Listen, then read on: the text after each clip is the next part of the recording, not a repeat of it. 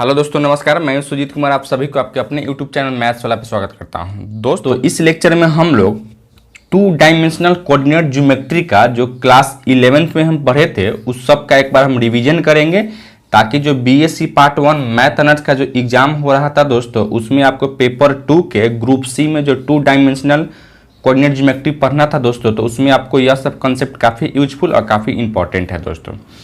और BSc part 1 math अनर्थ का कंप्लीट सिलेबस पढ़ना चाहते हैं तो मेरे चैनल मैथ्स वाला को सब्सक्राइब कर ले, वीडियो को लाइक शेयर कमेंट कर दे। तो चलिए हम लोग शुरू करते हैं या रिवीजन करते हैं। तो हम बेसिक से हम लोग लेके चलेंगे दोस्तों, डिस्टेंस फार्मूला से हम लोग लेके चलेंगे, 2D की बात करेंगे, ठीक है। तो यहाँ से फर्स्ट टॉपिक हम डाले हुए हैं डिस्टेंस फार्मूला दोस्तों, ठीक है। कोई भी आपको 2 पॉइंट आपको दे देगा, मान लो से यहाँ से P कोई पॉइंट है और Q या कोई दूसरा पॉइंट है जिसका P का कोऑर्डिनेट आपको दिया गया x1, y1 है, Q का कोऑर्डिनेट x2, y2 है। तो दोनों के बीच का जो डिस्टेंस हो जाता है दोस्तों, distance of PQ equal to होता है √x1 माइनस x2 का होल स्क्वायर प्लस है y1 माइनस y2 का होल स्क्वायर। आप इसको ऐसे भी लिख सकते हो √x2 माइनस x1 का whole square plus y2 minus y1 का होल स्क्वायर भी आप लिख सकते हैं दोस्तों, ठीक है।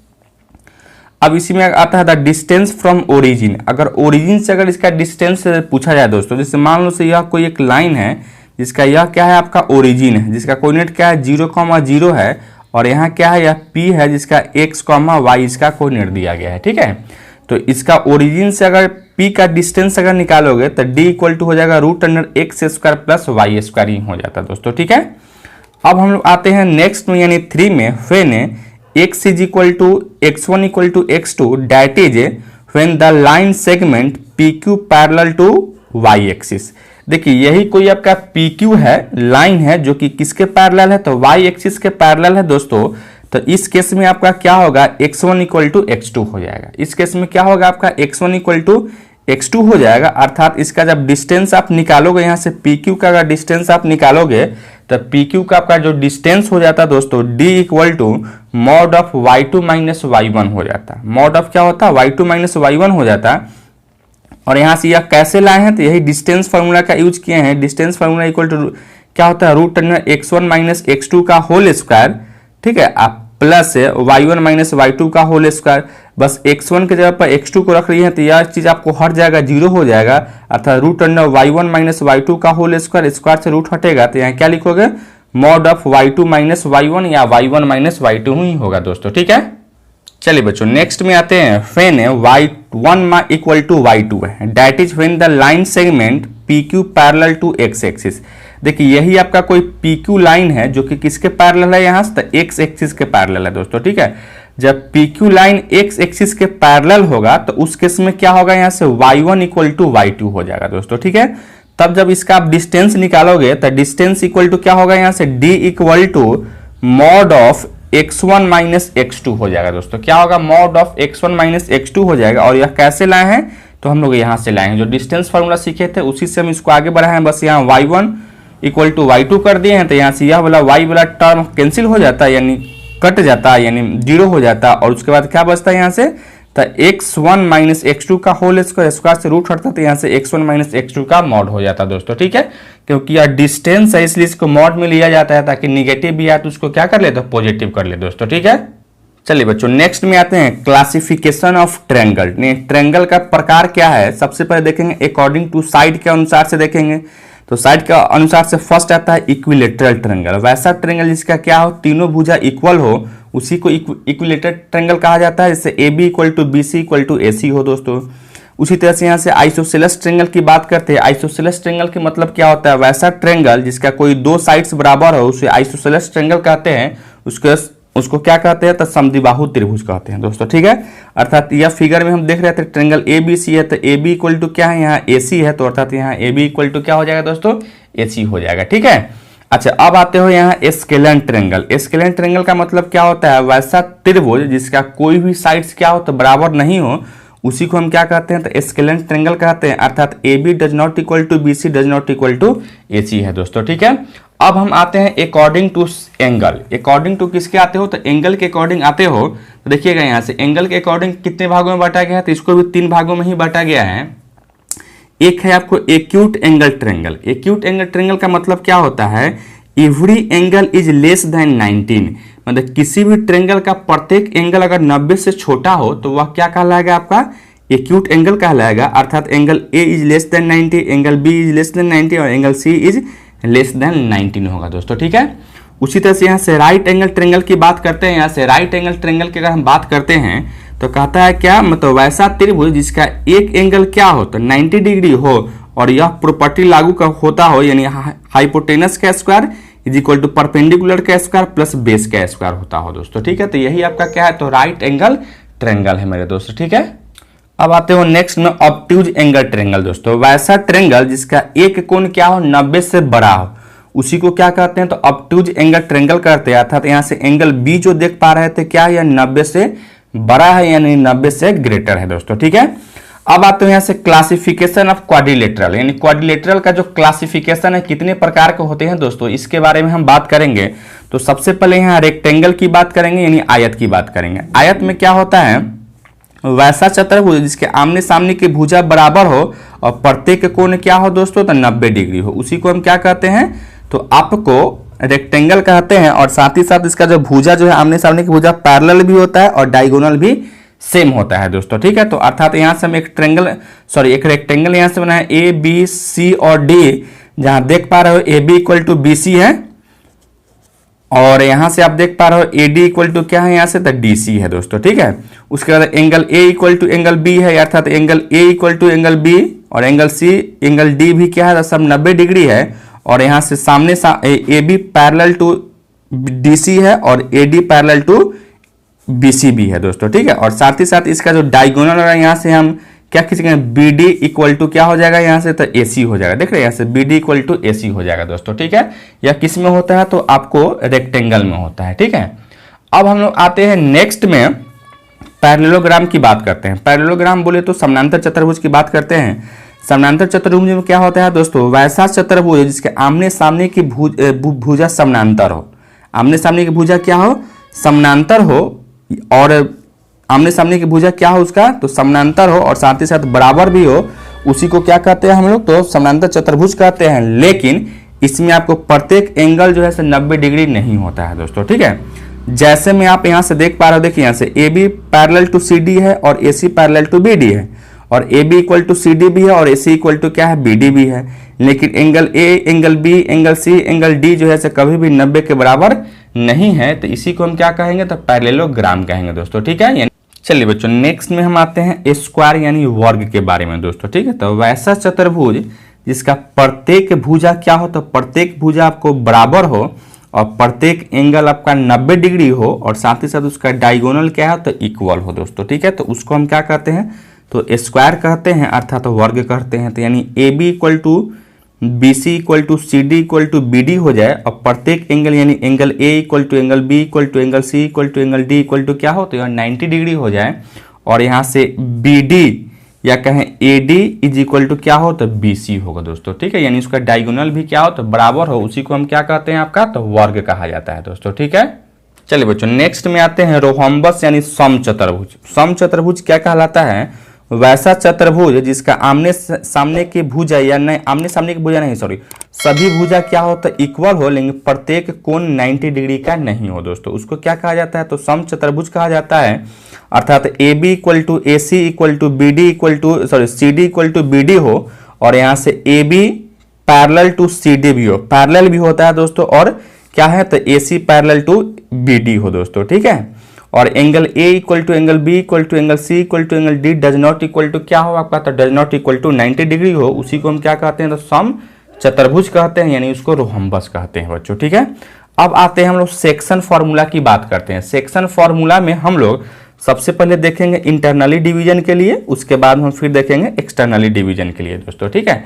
तो देखिए सेक्शन फॉर्मूला में क्या कहता है, अगर कोई भी दो यहाँ पॉइंट आपको दिया गया है, ए और बी कोई एक दो पॉइंट दिया गया है जिसका कोऑर्डिनेट x1, y1 हो और x2, y2 हो, और यहाँ से P कोई एक पॉइंट है जो इंटरनली है A और B के बीच में है, बीच में कहने का मतलब कहीं भी है लेकिन अंदर ही है, और वह m:n रेशियो में डिवाइड करता है, ठीक है। m:n रेशियो में डिवाइड करता है, तो इस P का कोऑर्डिनेट क्या होगा दोस्तों, इसी के बारे में हम बात करेंगे, ठीक है।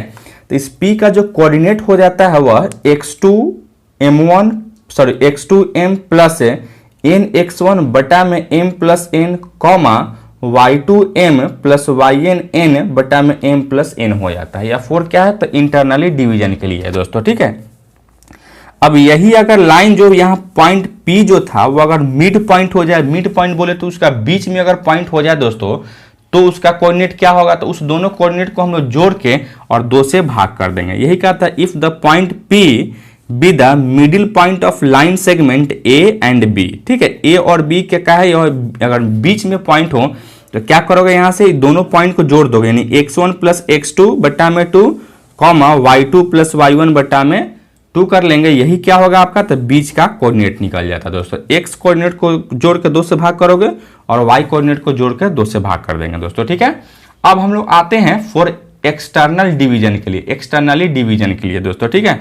तो एक्सटर्नली डिवीजन में हम लोग क्या देखेंगे, देखिएगा वही सेम चीज रहेगा। यहाँ से a और b कोई आपका क्या है, a और b कोई यहाँ से 2 एक पॉइंट आपको देगा, ठीक है। और आपको यहाँ से क्या करना है, यह p कोई एक पॉइंट है, सॉरी यहाँ से आपको क्या करना है, यहाँ a और p कोई 2 पॉइंट है, ठीक है। a और p कोई 2 पॉइंट है जिसका दोनों का कोऑर्डिनेट हमको पता है, और b आपको एक इस तरीके का पॉइंट है जो कि इसी लाइन के कोई एक्सटर्नली भाग में डिवाइड करता है, और वह कितना रेशियो में डिवाइड करता था, m/n रेशियो में करता है। यानी यहाँ से a से लेकर b का रेशियो m है और p से लेकर b का रेशियो क्या है, n है दोस्तों, ठीक है।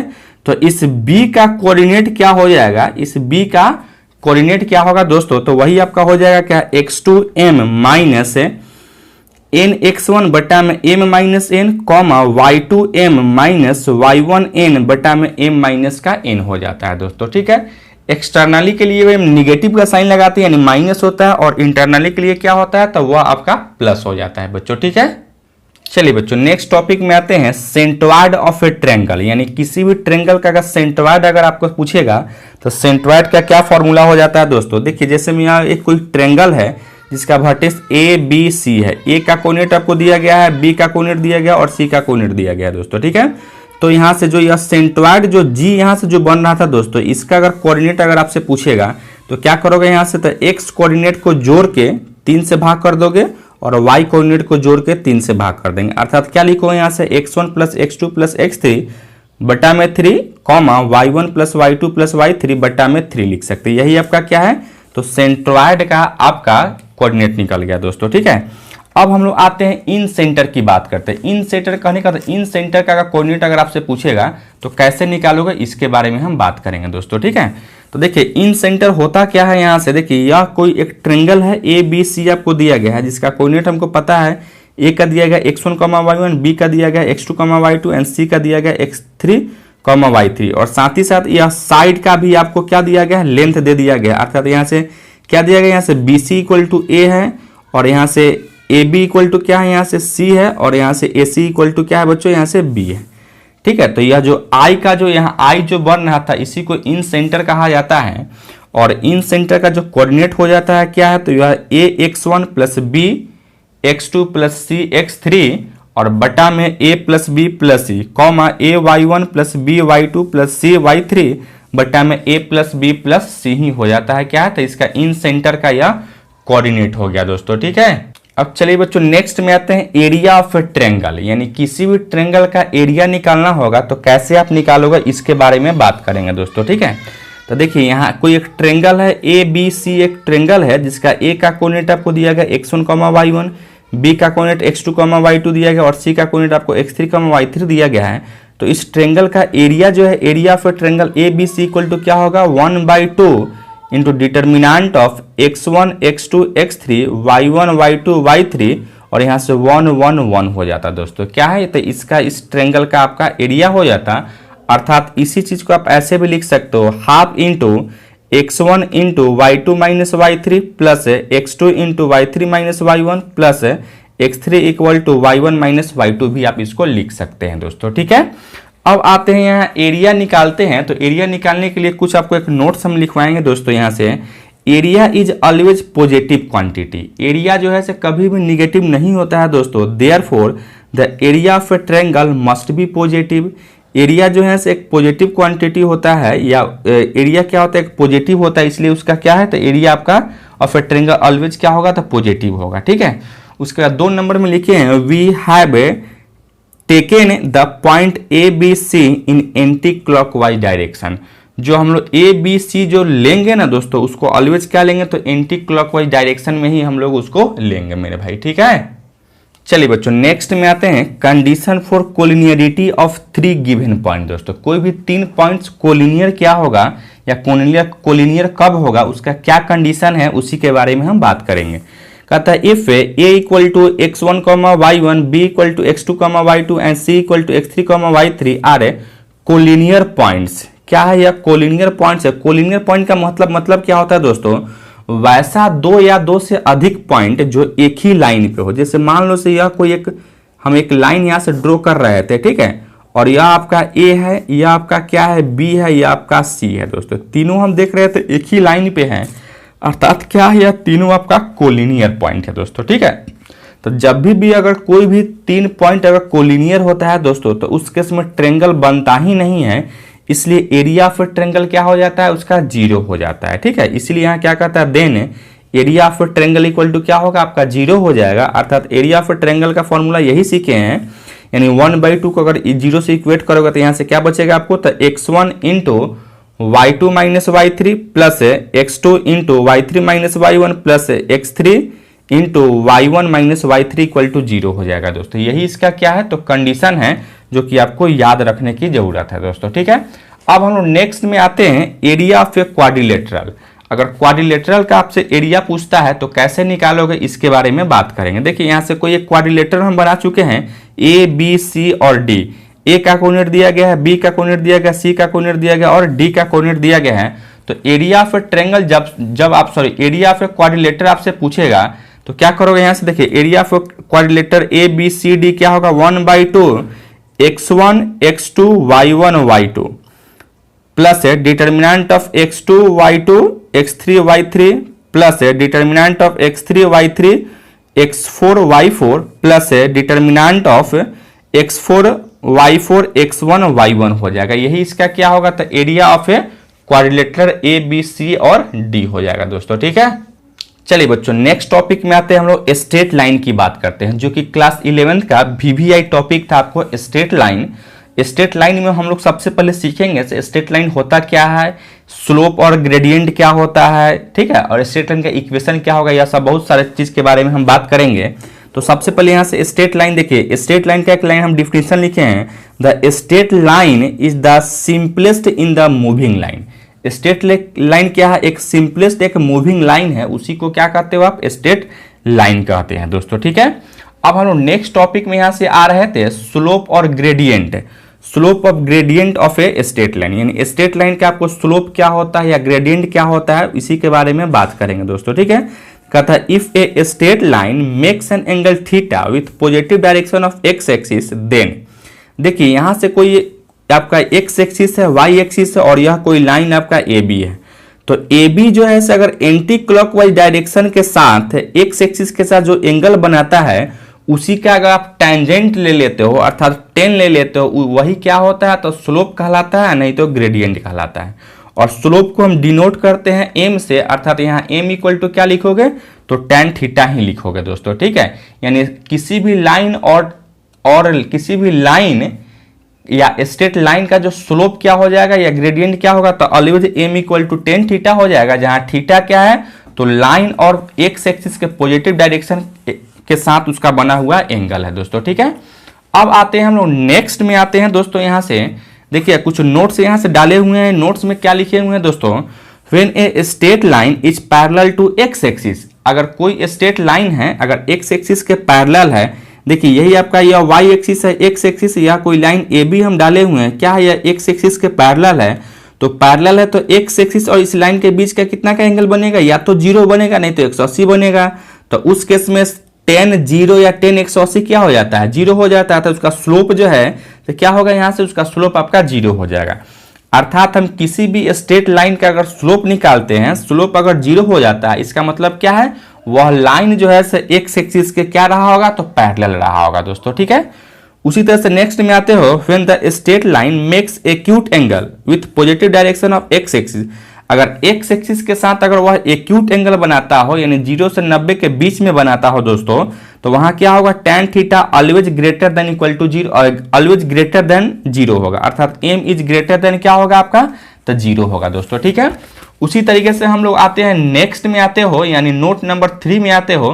तो नोट नंबर 3 में क्या कहता है, when a straight line is perpendicular to X axis, अगर कोई स्ट्रेट लाइन अगर एक्स एक्सिस के परपेंडिकुलर है दोस्तों, तो परपेंडिकुलर है तो एक्स एक्सिस और लाइन के बीच का कितना एंगल बनेगा, 90 बनेगा, अर्थात यहां से tan 90 इन्फिनिटी हो जाता है, अर्थात स्लोप उसका क्या मिलेगा आपको, तो इन्फिनिटी मिलेगा। अर्थात हम कहेंगे क्या, अगर किसी भी लाइन के अगर हम स्लोप निकाले और स्लोप क्या हुआ, डिफाइन नहीं हुआ, अर्थात इन्फिनिटी आ गया, तो हम कहेंगे क्या, वह लाइन जो है से आपका क्या है, एक्स एक्सिस पे वह परपेंडिकुलर लाइन रहा होगा दोस्तों। ठीक है, अब आते हो यहां से नेक्स्ट में, यानी 4 में, when a straight line makes an obtuse angle with positive direction of x axis then its slope, अगर आपका कोई एक लाइन है जो कि एक्स एक्सिस के साथ क्या है, वो ऑब्ट्यूज एंगल बनाता है, ऑब्ट्यूज बोले तो 90 से बड़ा और 180 से छोटा, तो वहां क्या होगा, तो m इज लेस देन 0 हो जाएगा, क्योंकि 90 और 180 के बीच में क्या होता है, tan निगेटिव होता है, इसलिए क्या होगा यहां से, तो m इज लेस देन आपका 0 हो जाएगा दोस्तों। ठीक है, अब आते हैं हम लोग नेक्स्ट टॉपिक में, अगर कोई भी दो पॉइंट आपको दे दिया और दोनों पॉइंट का कोऑर्डिनेट अगर पता हो तो उसका स्लोप आप कैसे निकालोगे, इसके बारे में बात करेंगे दोस्तों। ठीक है, तो यहां से the slope of a non vertical lines passing through the points A x1, y1 and b x2, y2, तो क्या होगा, m इक्वल टू या स्लोप इक्वल टू क्या होगा, y2 माइनस y1 बटा x2 माइनस x1 हो जाएगा दोस्तों। ठीक है, अर्थात तुम इसको ऐसे भी लिख सकते हो, m equal to y1 minus का y2, अब बट्टा में क्या लिखोगे, x1 माइनस का x2 भी लिख सकते हैं दोस्तों। ठीक है, तो यही क्या होगा आपका, तो स्लोप हो जाएगा, अर्थात हम कहेंगे किसी भी दो पॉइंट का स्लोप निकालना है तो डिफरेंस ऑफ y कोऑर्डिनेट, अब बट्टा में डिफरेंस ऑफ क्या करोगे, तो x कोऑर्डिनेट लिख सकते हैं दोस्तों। ठीक है, अब हम आते हैं नेक्स्ट में, the slope of two non vertical lines are parallel, अगर कोई भी दो लाइन पैरेलल हो, दो लाइन क्या हो, अगर पैरेलल हो तो उसका स्लोप आप कैसे निकालोगे। देखिए यहां से एक लाइन L1 है जो कि, और यह लाइन एक L2 है, दोनों क्या एक दूसरे का पैरेलल है, तो पैरेलल कब होगा, जब दोनों का स्लोप क्या है, तो बराबर हो, अर्थात m1 इक्वल टू क्या हो जाए, m2 हो जाए, तो हम कहेंगे क्या, से दोनों लाइन एक दूसरे के पैरेलल है दोस्तों। ठीक है, चलिए बच्चों नेक्स्ट में आते हैं, the slope of two non vertical lines with slope m1 and m2 are perpendicular to each other. देखिए कोई भी दो लाइन है, मान लो से यह लाइन आपका L1 है, यह आपका लाइन क्या है, L2 है, और दोनों क्या है, एक दूसरे के परपेंडिकुलर है, तो परपेंडिकुलर होगा तो क्या होगा, दोनों का स्लोप का प्रोडक्ट -1 के बराबर होगा, अर्थात कहेंगे m1 into m2 is equal to -1 के ही बराबर होगा दोस्तों। ठीक है, अब आते हैं कुछ और, देखिए यहां से अगर हम दो लाइन के बीच का अगर एंगल निकालना चाहते हो तो एंगल का क्या फॉर्मूला होता है, इसके बारे में बात करेंगे।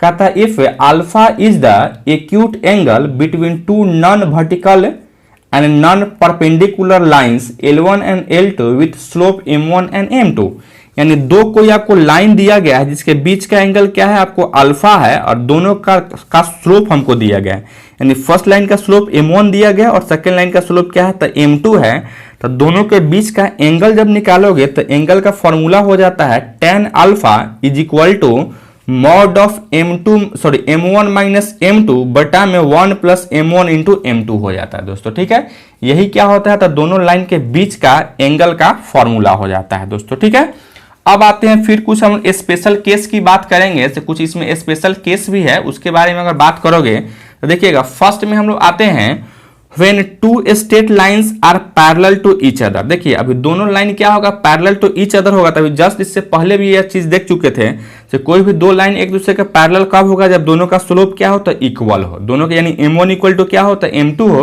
तो हम कहेंगे क्या, दोनों लाइन एक दूसरे के पैरेलल ही है दोस्तों। ठीक है, अब आते हैं फिर नेक्स्ट में, when two straight lines are perpendicular to each other, कोई भी दो स्ट्रेट लाइन अगर परपेंडिकुलर टू ईच अदर होगा तो उसका कंडीशन क्या होगा, तो m1 into m2 is always equal to क्या होगा, तो यहाँ -1 के ही बराबर होगा दोस्तों। ठीक है, अब हम लोग आते हैं दोस्तों नेक्स्ट टॉपिक में, हम लोग डालेंगे fundamental equation of straight line, यानी स्ट्रेट लाइन का जो बेसिक इक्वेशन क्या है उसके बारे में हम बात करेंगे। तो सबसे पहले हम बात करेंगे इक्वेशन ऑफ एक्स एक्सिस की बात करेंगे दोस्तों। तो जब भी आप इक्वेशन ऑफ एक्स एक्सिस की बात करोगे तो यहाँ से वाई एक्सिस ऑलवेज 0 हो जाएगा। वाई कोऑर्डिनेट क्या होगा, यहाँ से ऑलवेज 0 हो जाएगा, अर्थात यहाँ से so the equation of x axis is a y equal to 0 लिखोगे। क्या लिखोगे, अगर इक्वेशन ऑफ एक्स एक्सिस कहेगा तो y इक्वल टू 0 करोगे, और उसी तरह से अगर यहाँ से इक्वेशन ऑफ y एक्सिस कहेगा तो यहाँ से आप x इज इक्वल टू 0 कर सकते थे दोस्तों। ठीक है, अब हम लोग आते हैं नेक्स्ट में। देखिए equation of A vertical lines on A right hand side of y axis at a distance a from origin. देखिए आपका यहाँ से, देखिए यहाँ से आपका क्या है, या आपका कोई x एक्सिस है या आपका कोई y एक्सिस है। x एक्सिस पर यहां से ओरिजिन से आपको ए डिस्टेंस पे कोई लाइन ए बी है, उसका आपको क्या निकालना है, तो उसका आपको निकालना है, उसका क्या निकालना है, तो इक्वेशन निकालना। तो उसका इक्वेशन हो जाता है x इज इक्वल टू ए हो जाता है। x और जितना दूरी रहेगा वो उतना ही के बराबर कर देंगे तो वही क्या होगा आपका, तो इक्वेशन हो जाएगा। उसी तरीके से अगर हम लोग यहाँ से लेफ्ट हैंड साइड में आते हो तो क्या लिखोगे, यहाँ x is equal to minus A, बस यहाँ से क्या हो जाता है, खाली माइनस का फर्क होता है दोस्तों। ठीक है, चलिए बच्चों नेक्स्ट में आते हैं equation of horizontal line lying above और below x axis respectively at a distance B from origin. अब यहां से देखोगे क्या, से यह एक्स एक्सिस से ऊपर की ओर एक कोई लाइन ए बी है जिसका डिस्टेंस ओरिजिन से लेकर बी है, उसी तरह से नीचे भी है आपका सी डी कोई लाइन है जो कि ओरिजिन से लेकर यहां से बी डिस्टेंस पे, अर्थात यहां से माइनस बी हो जाएगा।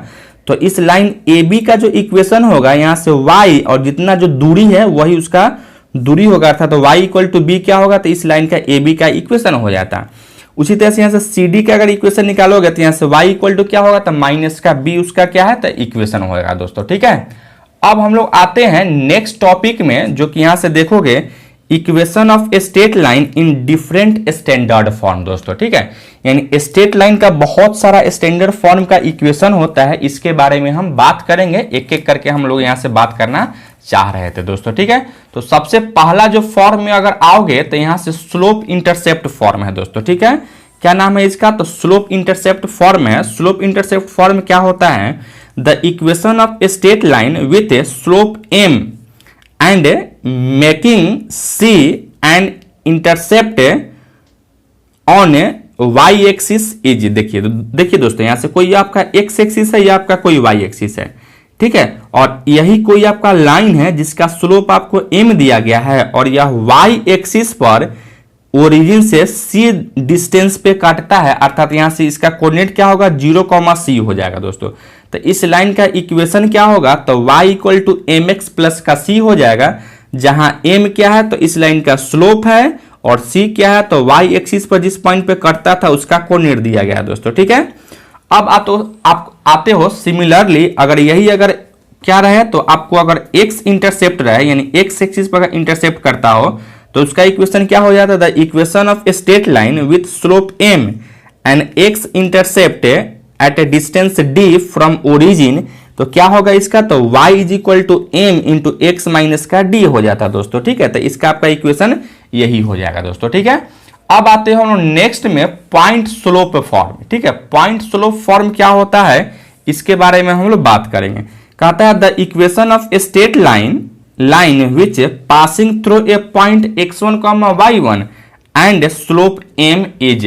देखिए कोई एक लाइन है जो कि एक पॉइंट से आपका पास करता है। ठीक है, कितने पॉइंट से पास करता है, आपका एक पॉइंट से पास करता है और उसका स्लोप आपको दिया गया है, तो उस लाइन का इक्वेशन क्या होगा, तो देखिए यहां से यही हम फिगर बनाए हुए हैं, या कोई एक्स एक्सिस है वाई एक्सिस है, यही कोई आपका लाइन है जो कि एक पॉइंट से पास करता है x, y है दोस्तों। ठीक है, और इसका स्लोप हमको m दिया गया है, तो इस लाइन का इक्वेशन क्या हो जाएगा, तो इस लाइन का इक्वेशन होगा y minus y1 equal to m into x minus x1 हो जाएगा, जहां x1 y1 क्या है, तो x1 y1 जिस पॉइंट से पास करता है लाइन उसका कोऑर्डिनेट दिया गया है, और m क्या है आपका, तो m इस लाइन का स्लोप है, और यहां से x और y क्या है, तो x और y जो है उसी लाइन का एनी कोई पॉइंट है। ठीक है, यानी x एंड y क्या है, तो एनी कोई पॉइंट है दोस्तों। ठीक है, अब आते हैं यहां से नेक्स्ट टॉपिक में हम लोग 2 पॉइंट फॉर्म। क्या है इसमें, 2 पॉइंट्स अगर पास करेगा तो उस लाइन का इक्वेशन क्या होगा, the equation of a straight line which passing through the point x1, y1 and x2, y2 is. देखिए दोस्तों यही आपका कोई लाइन है a और b है जो कि 2 पॉइंट से पास करता है, एक आपको x1, y1 से पास करता है, एक आपका x2, y2 से पास करता है तो इस लाइन का इक्वेशन क्या हो जाता है, तो यहाँ से y minus y1 equal to y2 minus y1 बटा x2 minus x1 into x minus x1 हो जाता है, जहाँ x1 y1 क्या है, तो फर्स्ट पॉइंट का कोऑर्डिनेट दिया गया है, x2 y2 क्या है यहाँ से, तो सेकेंड लाइन का कोऑर्डिनेट दिया गया है, और x और y क्या है, तो इसी लाइन पर कोई एनी पॉइंट है उसका कोऑर्डिनेट आपको दिया गया है दोस्तों। ठीक है, तो कोई भी अगर लाइन दो पॉइंट से पास करता है तो उसका इक्वेशन आपका यही हो जाता है बच्चों। ठीक है, अब हम लोग आते हो नेक्स्ट टॉपिक में, डालते हैं क्या डालोगे, equation of line in intercept form. अब यहां से equation of straight line in intercept form में क्या होता है इसके बारे में हम यहां से बात करेंगे बच्चों।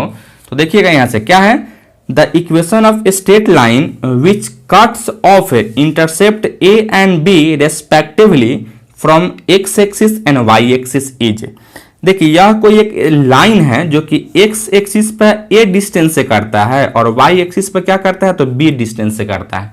तो इसका इक्वेशन हो जाता है x by A plus y by B equal to 1 हो जाता है दोस्तों। इसी को क्या कहते हो, तो equation of line in intercept form कहते हैं बच्चों। ठीक है, चलिए दोस्तों नेक्स्ट में आते हैं equation of line in normal form, यानी equation of straight line normal form में क्या होता है, the equation of straight line upon which the length of perpendicular from origin is P and this perpendicular makes an angle alpha with positive direction of x axis is.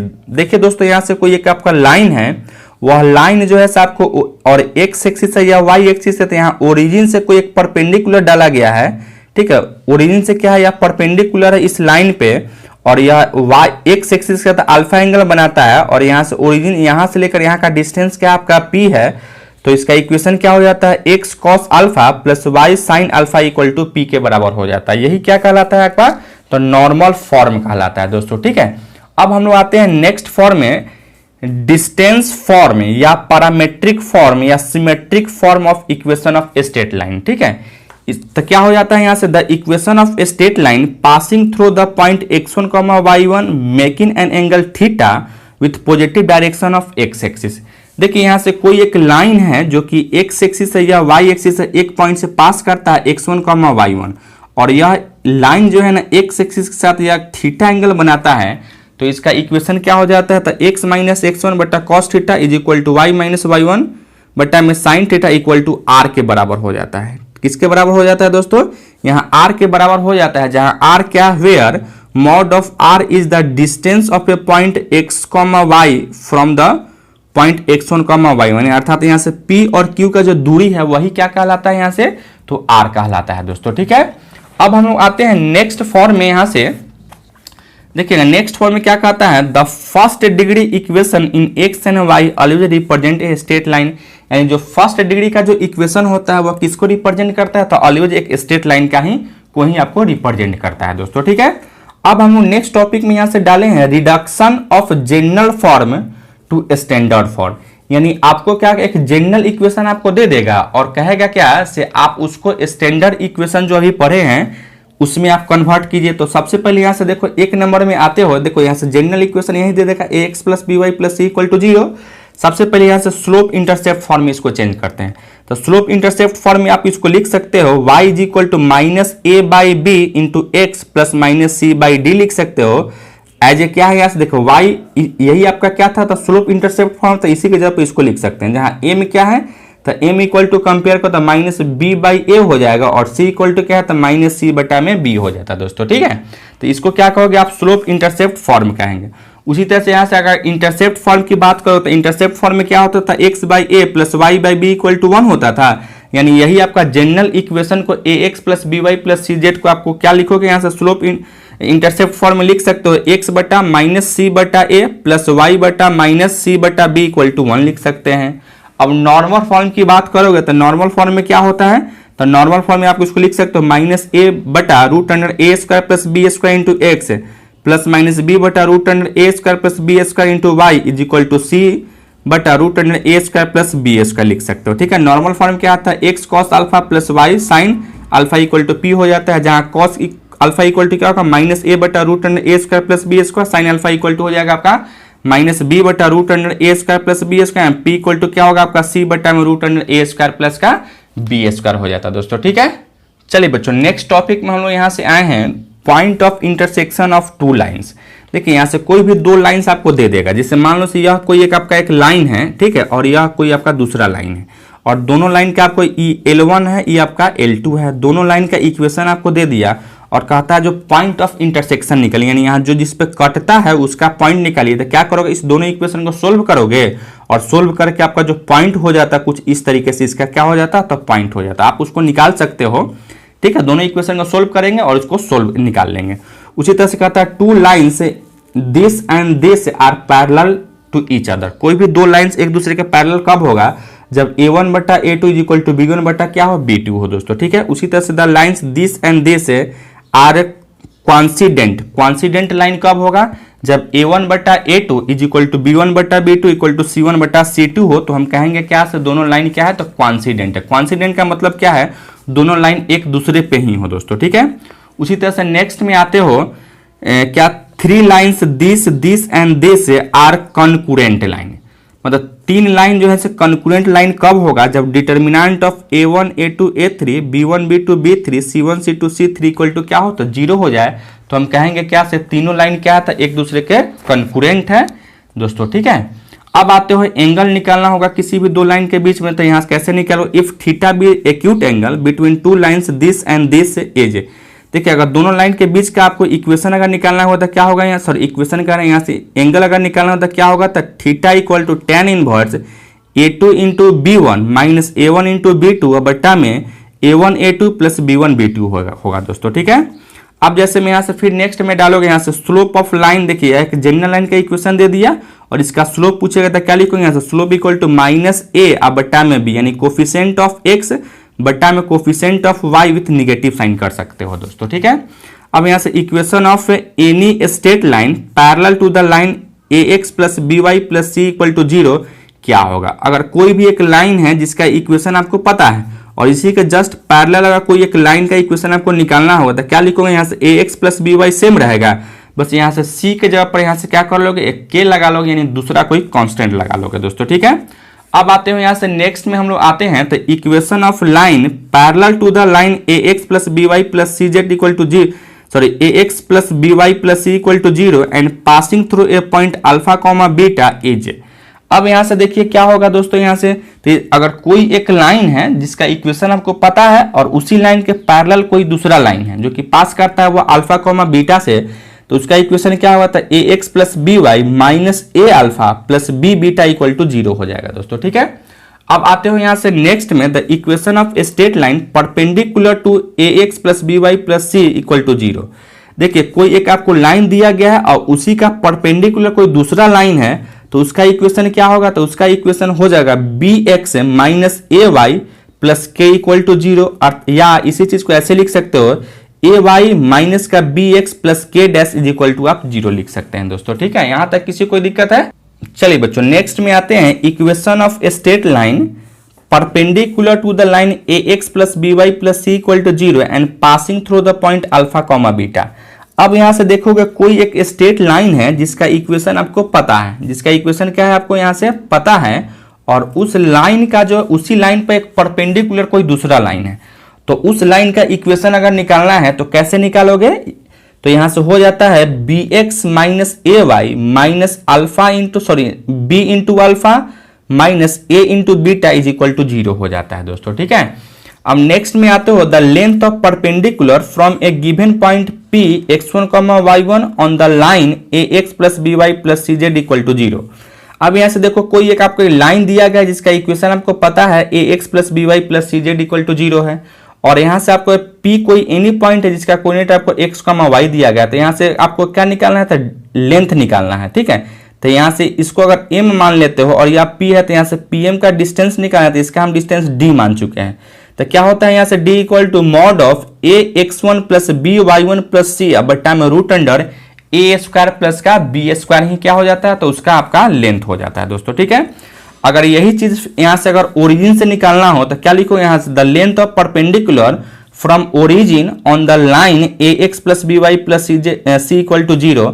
देखिए यहां से यही कोई एक लाइन है जिसका इक्वेशन आपको पता है ax plus by plus c equal to 0 है, और यहाँ से आपको ओरिजिन से अगर डिस्टेंस निकालना है तो क्या लिखोगे, x1 y1 के जब यहाँ से 0 लिखोगे, अर्थात d इक्वल टू क्या बचेगा यहाँ से, तो c बटा में रूट अंडर ए स्क्वायर प्लस का बी स्क्वायर ही क्या हो जाता है उसका, तो लेंथ हो जाता है दोस्तों। ठीक है, अब हम लोग आते हैं नेक्स्ट में, the distance between two parallel lines this and this. अगर कोई भी दो पैरेलल लाइन के बीच का अगर डिस्टेंस आपको निकालना होगा तो क्या होगा, यहाँ से c1 माइनस c2 का मॉड बटा में रूट अंडर ए स्क्वायर प्लस का बी स्क्वायर ही हो जाता। किसी भी दो लाइन का अगर पैरेलल लाइन है तो उसका अगर आपको देखो यही आपका कोई पैरेलल लाइन है दोस्तों। ठीक है, इसका इक्वेशन आपको पता है और इसका इक्वेशन पता है, तो दोनों के बीच का जो डिस्टेंस यहाँ से हम d लिए हैं तो इसका d का जब डिस्टेंस निकालोगे तो क्या लिखोगे, यहाँ से c1 माइनस का c2 अब बटा में रूट अंडर ए स्क्वायर प्लस का बी स्क्वायर ही क्या हो जाता है, तो इसका आपका डिस्टेंस हो जाता है दोस्तों। ठीक है, तो इस लेक्चर में हम लोग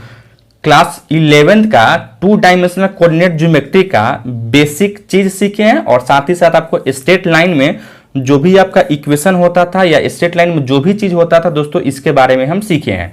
अब मेरा 2D में बच गया, सर्किल बच गया और कोनिक सेक्शन बच गया। कोनिक सेक्शन में आपको बच गया क्या, तो आपको एक पाराबोला बच गया, हाइपरबोला बच गया और इलिप्स बच गया दोस्तों। ठीक है, तो इसको हम लोग नेक्स्ट लेक्चर में सर्किल का क्या होता है इक्वेशन या सर्किल में क्या फॉर्मूला होता है इसके बारे में सीखेंगे, पाराबोला क्या होता है, इलिप्स क्या होता है और हाइपरबोला क्या होता है दोस्तों, इसके बारे में सीखेंगे दोस्तों। फिलहाल हम इस लेक्चर में इतना ही रहने देते हैं। यह लेक्चर आपको कैसा लगा आप कमेंट करके जरूर बताइए। चैनल पे नए हैं तो चैनल को सब्सक्राइब कर लीजिएगा, वीडियो सबसे पहले देखने के लिए बेल आइकन को भी प्रेस कर लीजिएगा। धन्यवाद दोस्तों।